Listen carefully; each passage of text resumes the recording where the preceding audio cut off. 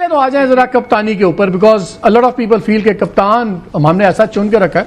अभी शोएब अख्तर मेरे साथ थे, उन्होंने कहा जी जब आप अनइंस्पायरिंग बंदे रखेंगे, जब आप ऐसे लोग रखेंगे जिनकी टीम में जगह भी नहीं है, तो वो फिर आपको क्या टीम मोटिवेट होगी, क्या चीज़ होगी। और जिस तरह उनकी अपना रिकॉर्ड हम देख रहे थे, अभी पहले भी हमने बताया, पाकिस्तान वर्सेस इंडिया कल 8, बांग्लादेश के आगे 19, श्रीलंका के मैच में 5, इंडिया के पहले मैच में 17, यूएई के खिलाफ 20, पहले इंडिया से मैच में 3 रन, और ओमान के सामने तो माशाल्लाह अंडा और फारग हो गए। और कल जो उनकी डिसीजंस थी, क्या सलमान अली आगा कप्तानी तो छोड़ें, टीम में भी जगह बनती है सलमान आगा की? देखिए वाहिद साहब, सबसे पहली तो बात यह है कि मैं तो शुरू से ये कह रहा था कि एक शख्स जो कि T20 की किसी स्टेट टीम में भी नहीं आ सकता, उसको आपने पाकिस्तान टीम का कैप्टन बना दिया। देखिए प्रॉब्लम क्या होती है कि आप पिछले अगर 2-3 सालों में देखें कि मीडिया ने इतना ज्यादा प्रेशर बिल्डअप कर दिया हुआ था, सोशल मीडिया बाबर आजम और रिजवान के पीछे ऐसे पड़े थे जैसे वो पता नहीं पाकिस्तान की टीम के दुश्मन है, वो ऊपर से जाके खेलते हैं और ऐसी जगह पे छोड़ के चले जाते हैं जहां से नीचे आने वाले बैटर्स को मुश्किल हो जाती है एक्सेलरेट करने में।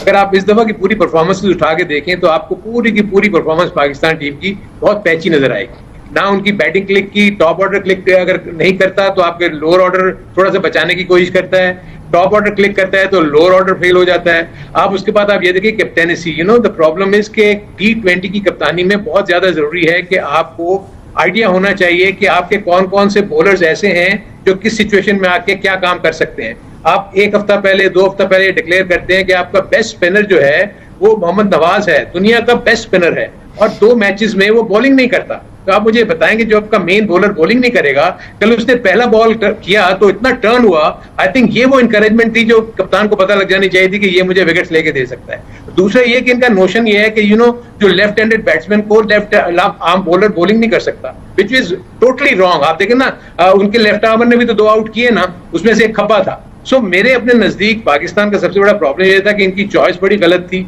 आपने सबसे पहले शाहीन शाह अफरीदी के साथ ज्यादती की कि उसको एक मैच में आपने कप्तानी दी और एक सीरीज में, और उसके बाद उसको निकाल दिया। देखिए उसमें एक कॉन्फिडेंस था, वो आप देखेंगे अभी भी आगे वो लड़ रहा होता है। ठीक है, बॉलिंग की फॉर्म ऊपर नीचे होना इट्स समथिंग एल्स, लेकिन उसके बावजूद वो आपको डिलीवर करके देता है। वो शुरू के 2 ओवर में आपको 1-2 आउट कर देता है, और उसके बाद वो जिस तरह लेके चलता है टीम को, मेरे अपने नजदीक उसको थोड़ा प्रोलॉन्ग। मैं तो आपको दिखाना चाहता हूँ, मैं अभी टीम को कहूंगा जरा सलमान अली आगा का आउट दिखाएं मुझे। वो पंजाबी का एक लफ्ज है कि चवल आउट था, चवल आउट होना, for the lack of a better word. लेकिन मुझे बताएं कप्तानी का हाल यह है कि हमारे जैसे लोग जो हम एक्सपर्ट्स नहीं है, मैं देख रहा था कि हारिस रऊफ को पहले 3 ओवरों में 37 रन पड़े, 3 ओवरों में। लास्ट ओवर दे रहे हैं आप, yesterday he bowled very well, it was not his good day, लेकिन मोहम्मद नवाज को 1 ओवर मिला जिसमें उसने सर 6 खाए। आखिरी ओवर मोहम्मद नवाज को क्यों नहीं दिया? नहीं, आखिरी ओवर की तो बात ही नहीं, उससे पहले ही अगर वो करता तो उसने 1-2 आउट कर देने थे। देखिए मैं आपको एक बात बताऊं, जो आपने सलमान बैटिंग की बात की, देखिए जब एज ए बैट्समैन आप अंदर जाते हैं ना, तो आपको पता होता है कि कितने बॉलर्स के कितने ओवर रह गए हैं। आपने कुलदीप को आखिरी ओवर में, उसके आखिरी ओवर में आपने उसको 3 विकेटें दे दी। आप मुझे बताएं, उसे गेम अवेयरनेस कहाँ है? आपने उसको अगर आराम से भी खेल जाते तो रिमेनिंग ओवर्स में कम से कम आप 160, 165 के करीब तो जा सकते थे, इसलिए कि दूसरे बॉलर्स को मारना ज्यादा आसान था। ये बॉलर क्योंकि स्पिन हो रहा था, वो गुगली करता है, वो चाइनामैन करता है, उसका स्ट्रेटर वन बड़ा अच्छा है और वो विकेट टेकिंग बॉलर है। जब एक विकेट टेकिंग बॉलर आपके सामने आ जाए तो आपके यार 6-5 खिलाड़ी बाकी हैं अभी, आपने तो 3 विकेट उसको एक ही ओवर में दे दिया, तो आपने अपने आप को खुद ही मुश्किल में डाल दिया।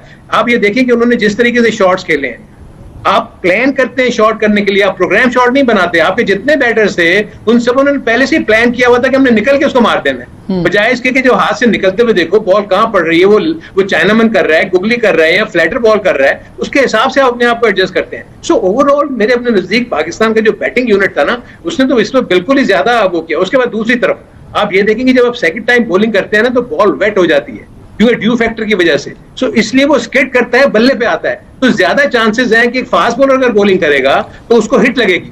दूसरा जो इनका प्लान था, जो मैंने फील्ड प्लेसमेंट देखी थी, इनका प्लान ये था कि आपने ऑफ स्टंप के बाहर यानी 6 स्टंप के ऊपर बॉलिंग करनी है और यॉर्कर करनी है। आप मुझे बताएं कि हारिस रऊफ ने दोनों बॉल ऑफ स्टंप पे कर दिए और दोनों बॉलों पे उन्होंने छक्के खा लिए। सो दिस इज वेयर जो मैं गेम अवेयरनेस की बात करता हूं, पाकिस्तान की प्रॉब्लम सिर्फ यही है कि पाकिस्तान के प्लेयर्स में गेम अवेयरनेस बिल्कुल नहीं है। आप हारिस को देखें, हारिस अभी तुम आए हो बैटिंग करने के लिए और उसके बाद आपने दूसरी उसको बगैर सोचे से निकल के आपने मार दिया।